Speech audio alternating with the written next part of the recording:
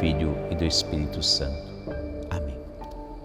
Vamos rezar juntos no início desta aula, pedindo a graça de Deus e os dons necessários do Espírito Santo para que possamos bem aprender e bem instruir.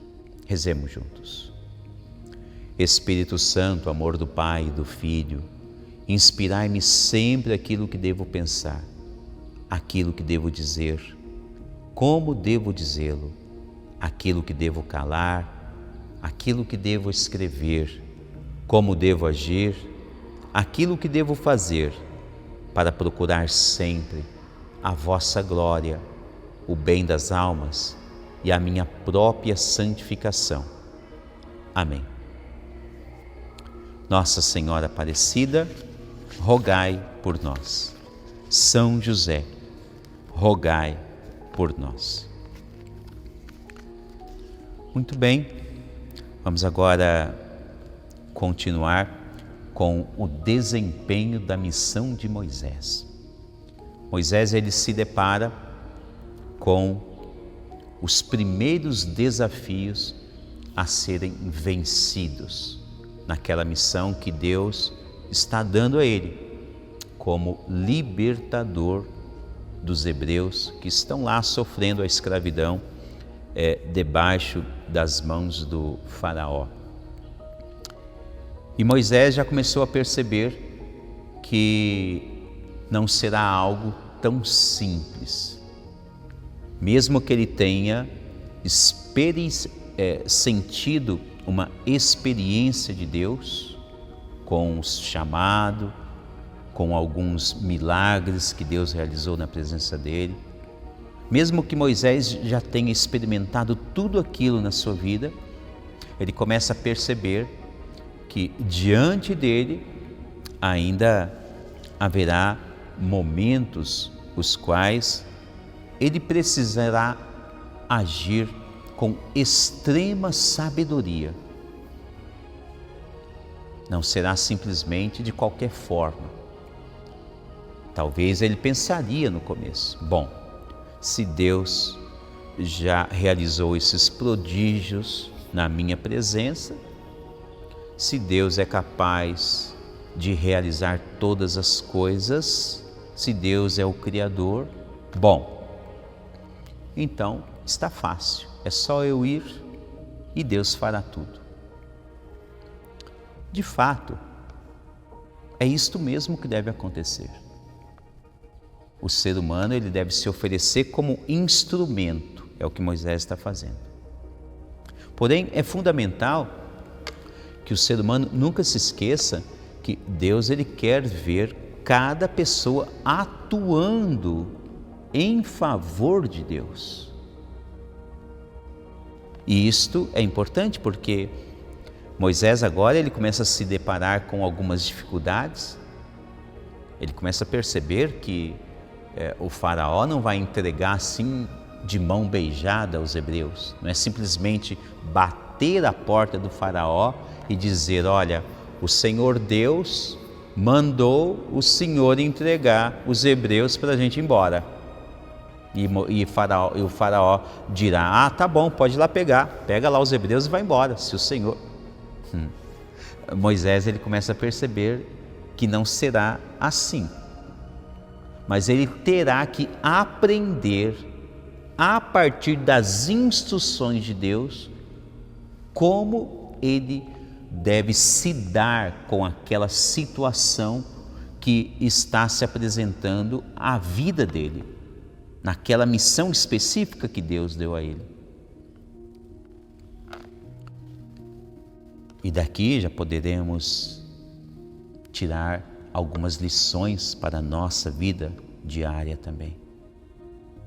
Nunca se esquecer disso, que não importa qual dificuldade que seja, não importa qual o tamanho do obstáculo que possa surgir à frente do cristão. Ele deve sempre se municiar das instruções de Deus. É o que Moisés agora irá fazer constantemente. Na aula anterior, eu dizia que Moisés ele começou a ter outra experiência com Deus.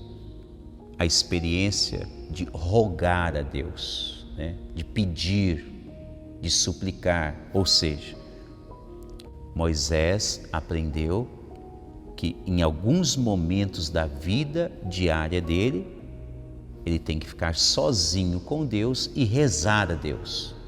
Pedir que Deus atue em seu favor. Pedir que ele escute a voz de Deus. Pedir que ele saiba realizar o que Deus está instruindo na vida dele. E agora vai ser muito comum Moisés começar cada vez com maiores frequências ir até Deus e rezar.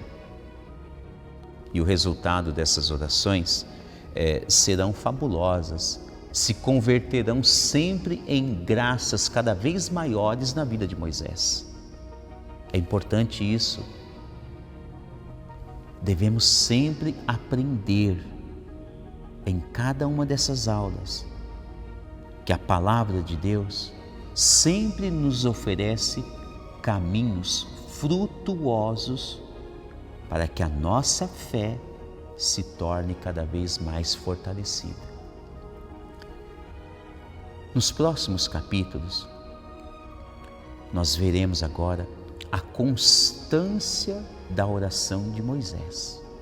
Isso é fabuloso. Nós não víamos isso, quando Moisés era simples pastor de ovelhas do seu sogro, Jetro. Não se falava que na juventude ele estava constantemente rezando a Deus. Mas agora, a partir da experiência mística que Moisés teve, seja no chamado dele, ou seja, de ter experienciado, os prodígios de Deus na sua própria vida, Moisés percebe então que ele tem uma grande necessidade de rezar constantemente. E esta oração de Moisés, ela sempre trará do Senhor Deus a sua compaixão. O Senhor Deus sempre estará olhando pelas orações de Moisés. Existe um outro caso típico, o qual Moisés percebe que os hebreus estão sofrendo, sobretudo a partir agora do pedido de Moisés. É interessante perceber isso na história do livro do Êxodo, neste contexto que estamos estudando. Moisés, quando ele vai até o faraó pedir para que os hebreus fossem libertos, a partir daquele momento, parece que o faraó, ele inverte. Em vez de pensar em soltar os hebreus, ele começa a castigá-los mais ainda. Começam a pedir aos hebreus que fabriquem mais tijolos, mais argamassas, que era uma matéria-prima daquele período do Egito, para construir o palácio, algumas partes internas, seja de torres, de campos, das pirâmides, para construir aquilo que era necessário naquele período. E Moisés percebe que os hebreus estão agora sofrendo as consequências do pedido dele. E Moisés se compadece com aquilo. Moisés, ele olha para aquele cenário de sofrimento do povo hebreu e ele então carrega consigo agora aquelas dores. O que Moisés faz? Ele pega todas as dores do povo hebreu e parece que ele participa daquelas dores, né? O ser humano, quando ama o seu próximo, parece que acontece um pouco isso. Eu não sei se isso já aconteceu na sua vida, com alguém que você conhece, né? Quando você ama alguém e se aquela pessoa sofre, parece que você sofre junto com a pessoa, né? É amor, um amor puro que vem de Deus, que estabelece, que faz morada no seu coração. E por isso então, por vezes acontece nesta ou naquela pessoa. Ama seu pai, ama sua mãe, ama seus parentes, ama seus amigos, ama as pessoas que estão à sua volta. E quando você vê alguém sofrendo, você também participa daquele sofrimento porque você ama a pessoa. Moisés, neste cenário que estamos estudando, ele sente o sofrimento do povo hebreu. Porém, Moisés, ele está aprendendo que ele tem podemos dizer assim, entre aspas, que ele tem uma grande arma divina em suas mãos. Que arma é essa? Já começamos a falar dela algumas aulas anteriores. Moisés, ele começa a aprender que a rogação dele, as rogações, os pedidos, as súplicas que ele está fazendo a Deus estão surtindo bons efeitos. E agora Moisés, ele começa a fazer cada vez mais isso, a prática da oração. Então tudo aquilo que ele vê acontecer contra o povo hebreu, ele agora transforma aquela realidade em oração. Ele vai até Deus e apresenta a Deus o sofrimento do povo hebreu em forma de oração. E como bem disse, Deus se compadece com o pedido de Moisés. Porque Deus percebe que Moisés também ama o direito e a justiça, as coisas que são corretas. E Deus começa a perceber que o coração de Moisés, de fato, é um coração justo. E por isso então percebemos que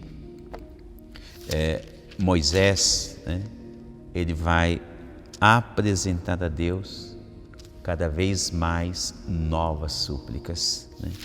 E isto é interessante a tal ponto de perceber que as orações em toda a história da antiga aliança, elas vão ganhar toda a sua perfeição em Jesus Cristo. Nós vamos ver isso quando chegarmos no estudo de algumas partes que se refere à vida de Jesus, ao nascimento da igreja, aos apóstolos, do Novo Testamento, e assim sucessivamente. Mas vamos perceber que o próprio Jesus, no Novo Testamento, em várias ocasiões, inúmeras delas, o próprio Jesus, que é o Verbo de Deus, é o unigênito de Deus, Ele mesmo, com o seu próprio testemunho, mostrará aos seus discípulos, apóstolos, às pessoas que estão à volta dele, a importância da oração. E como que Jesus ensina isso? Em várias ocasiões, Jesus, ele reza, ele se retira sozinho para rezar ao Pai. E em outros contextos bíblicos, que vamos aprender juntos em algumas aulas, é que Jesus, ele incentiva os seus discípulos. Ele diz claramente àqueles que estão à sua volta, né? E me recorda aqui de uma passagem de São Lucas, capítulo 11, onde uma das motivações de Jesus, ela se traduz mais ou menos assim: peça e receberá, bata e vos abrirá. Quem pede, recebe, e quem bate, a porta será aberta. Aqui, um pequenino, podemos dizer assim, petisco daquilo que Jesus ele vai instruir, que deve acompanhar a vida de todos os seus discípulos. Uma vida oracional, uma vida de súplicas a Deus.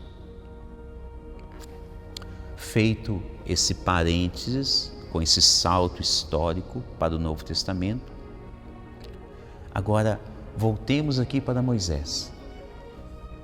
Moisés, ele aprendeu que Deus escuta as suas preces. E por isso, então, agora, ele reza constantemente a Deus.